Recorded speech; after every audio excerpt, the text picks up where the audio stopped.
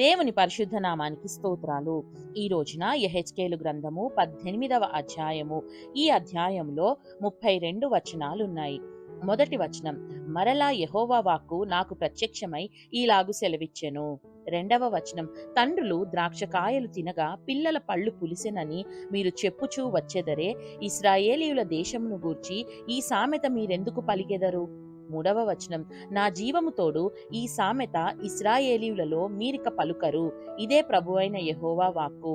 నాలుగవ వచనం, మనుషులందరూ నా వశములో ఉన్నారు, తండ్రులేమి కుమారులేమి అందరూ నా వశములో ఉన్నారు, పాపము చేయువాడెవడో వాడే మరణము నొందును. ఐదవ వచనం, ఒకడు నీతిపరుడై నీతి న్యాయములను అనుసరించువాడైయుండి. ఆరవ వచనం, పర్వతముల మీద భోజనము చేయకయు ఇశ్రాయేలీయులు పెట్టుకొనిన విగ్రహముల తట్టు చూడకయు తన పొరుగువాని భార్యను చెరపకయు బహిష్టి అయిన దానిని కూడకయు. ఏడవ వచనం, ఎవనినైనను బాధ పెట్టకయు రుణస్థునికి అతని తాకట్టును చెల్లించి బలాత్కారము చేత ఎవనికైనను నష్టము కలుగజేయకయు నుండువాడై ఆకలిగల వానికి ఆహారమిచ్చి దిగంబరికి బట్ట ఇచ్చి. ఎనిమిదవ వచనం, వడ్డీకి అప్పియకయు లాభము చేపట్టకయు అన్యాయము చేయకయు నిష్పక్షపాతముగా న్యాయము తీర్చి. తొమ్మిదవ వచనం, యథార్థపరుడై నా కట్టడలను గైకొనుచు నా విధులను అనుసరించుచుండిన ఎడల వాడే నిర్దోషియగును, నిజముగా వాడు బ్రతుకును, ఇదే ప్రభువైన యెహోవా వాక్కు. పదవ వచనం, అయితే ఆ నీతిపరునికి కుమారుడు పుట్టగా వాడు బలాత్కారము చేయువాడై ప్రాణహానికరుడై చేయరాని క్రియలలో దేనినైనను చేసి. 11వ వచనం, చేయవలసిన మంచి క్రియలలో దేనినైనను చేయకయుండిన ఎడల, అనగా పర్వతముల మీద భోజనము చేయుటయు తన పొరుగువాని భార్యను చెరుపుటయు. 12వ వచనం, దీనులను దరిద్రులను బాధపెట్టి బలాత్కారము చేత నష్టము కలుగజేయుటయు తాకట్టు చెల్లింపకపోవుటయు విగ్రహముల తట్టు చూచి హేయకృత్యములు జరిగించుటయు. 13వ వచనం, అప్పిచ్చి వడ్డీ పుచ్చుకొనుటయు లాభము చేపట్టుటయు ఈ మొదలగు క్రియలు చేసిన ఎడల వాడు బ్రతుకునా? బ్రతుకడు. ఈ హేయ క్రియలన్నీ చేసెను గనుక అవశ్యముగా వానికి మరణశిక్ష విధింపబడును, వాడు తన ప్రాణమునకు తానే ఉత్తరవాది అగును.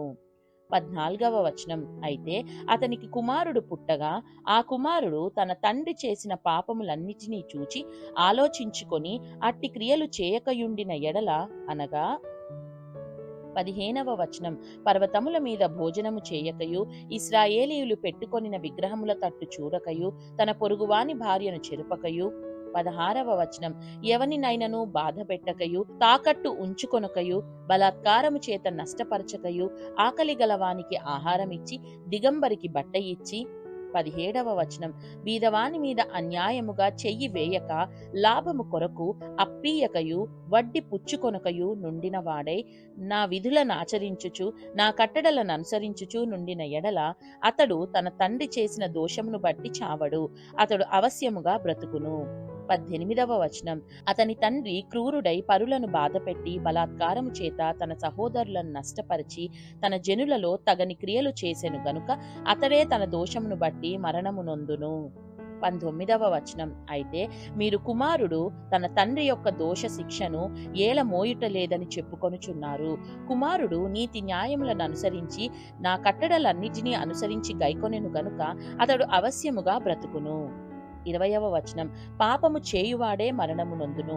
తండ్రి యొక్క దోష శిక్షను కుమారుడు మోయుట లేదని కుమారుని దోష శిక్షను తండ్రి మోయడు. నీతిపరుని నీతి ఆ నీతిపరునికే చెందును, దుష్టుని దుష్టత్వము ఆ దుష్టునికే చెందును. 21వ వచనం, అయితే దుష్టుడు తాను చేసిన పాపములన్నిటినీ విడిచి నా కట్టడలనన్నిటినీ అనుసరించి నీతిని అనుసరించి న్యాయము జరిగించిన ఎడల అతడు మరణము నొందడు, అవశ్యముగా అతడు బ్రతుకును.